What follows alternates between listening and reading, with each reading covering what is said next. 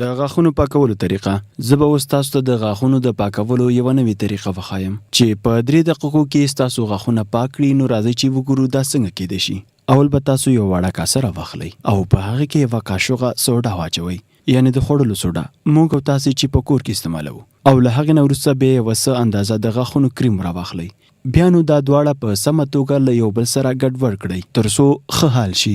د غاښونو کریم او سوډا له موږ سره د غاښونو په پاکولو کې ښه مرسته کوي.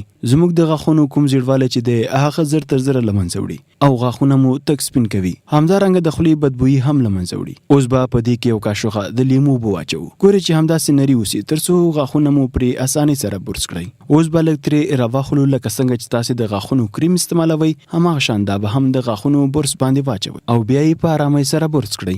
له وریو سره مو ډېر پام کوئ او دا طریقه په اونۍ کې یو ځل وکاروئ. دا به تاسو ته ډېره ګټه ورسوي.